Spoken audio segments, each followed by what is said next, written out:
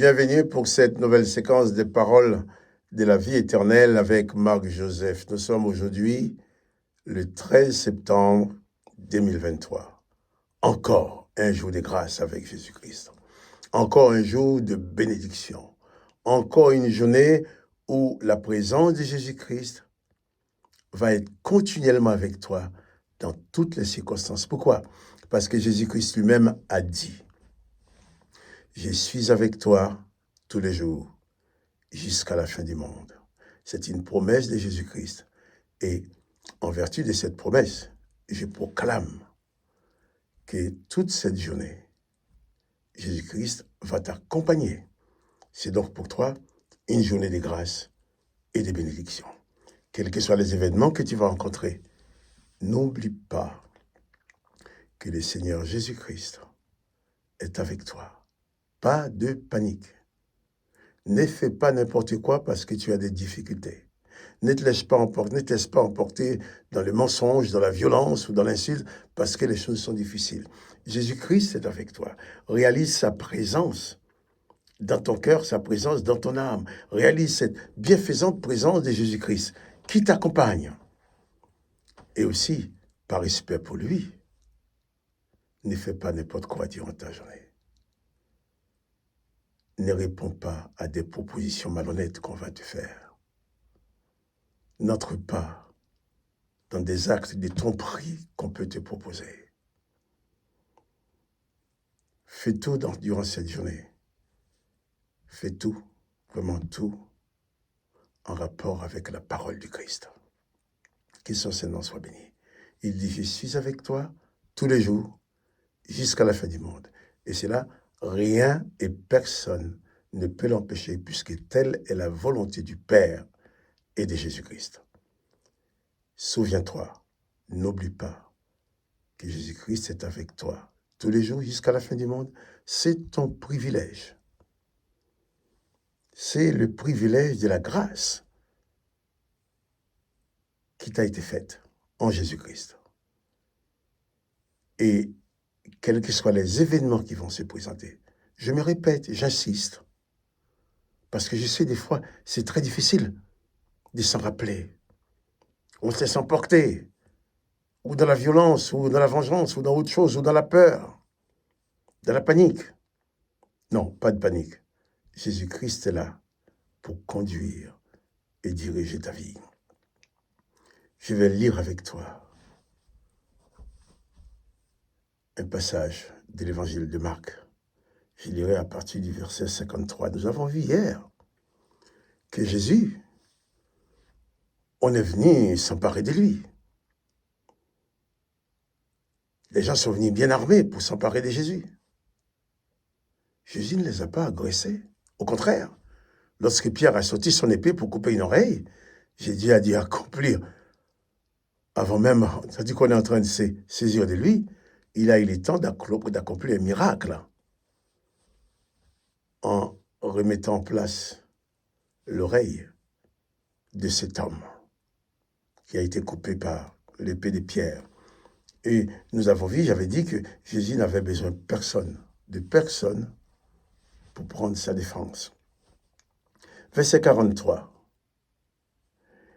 Ils emmenèrent Jésus chez les souverains sacrificateurs, où s'assemblèrent tous les principaux sacrificateurs, les anciens et les scribes. Pierre le suivit de loin jusque dans l'intérieur de la cour du souverain sacrificateur. Il s'assit avec les serviteurs et il se chauffait près du feu. Les principaux sacrificateurs et tous les Sanhédrins cherchèrent un témoignage contre Jésus pour le faire mourir, et ils n'en trouvèrent point. Amen, ils n'en trouvent point. Ils n'arrivent pas à trouver une raison valable pour accuser Jésus. Pourquoi? Parce que ce Jésus n'avait jamais rien fait de répréhensible durant toute sa vie. Mais revenons à Pierre. Jésus venait de dire à Pierre, « C'est soi-même, avant que les coqs chantent 2 fois, tu me régneras 3 fois. » Et là, effectivement, ils ont amené Jésus, tout le monde est parti.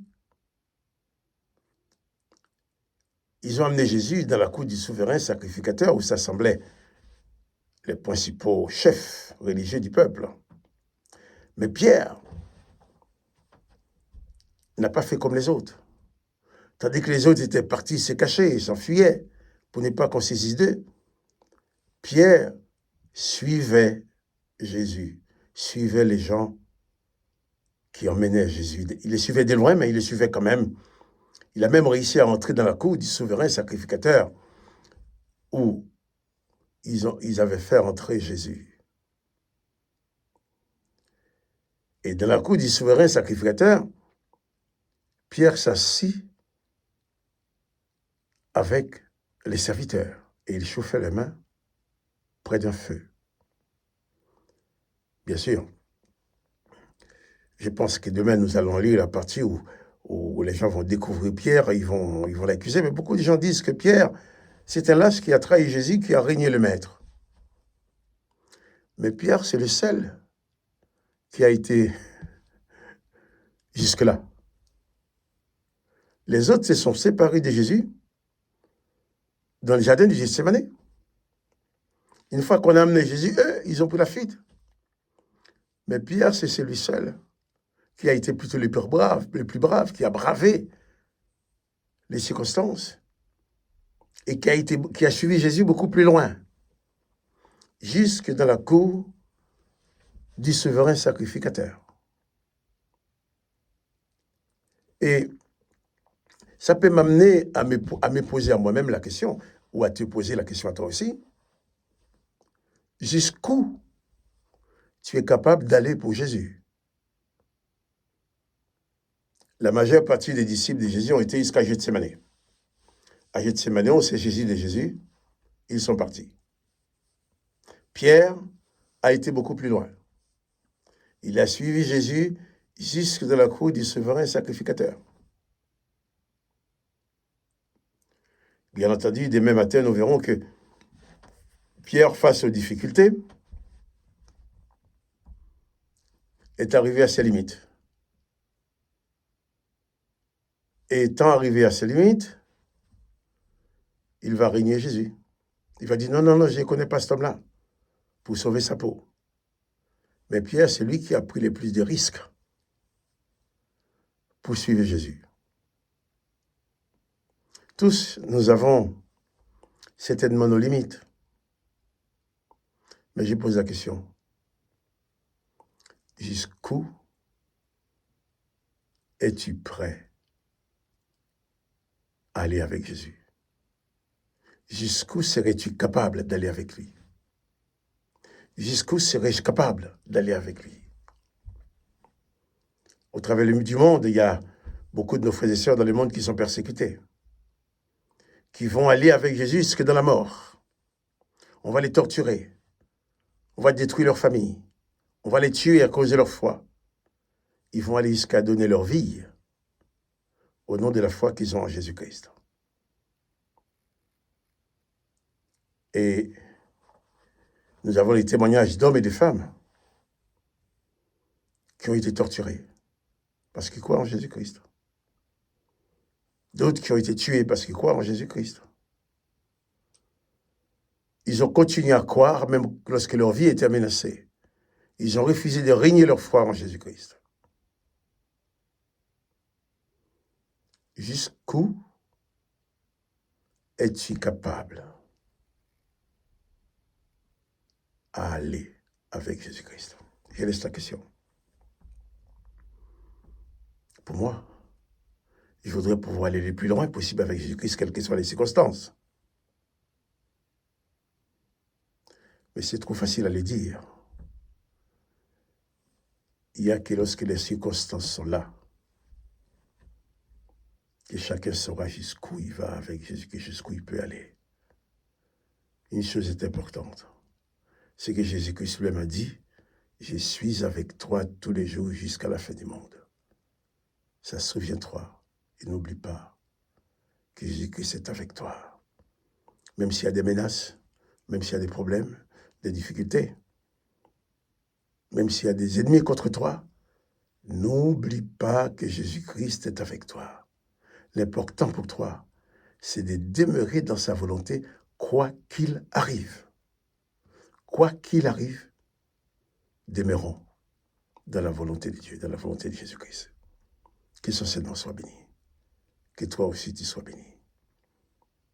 Et je vais te dire aussi, avant de te quitter, n'oublie pas de mettre des petits coups de pouce pour dire que tu aimes. C'est ce qui va m'aider à mieux propager ce message. Que le nom de Jésus-Christ soit béni. Et toi aussi, sois béni. Et souviens-toi, n'oublie pas que Jésus-Christ est avec toi tous les jours jusqu'à la fin du monde. À demain.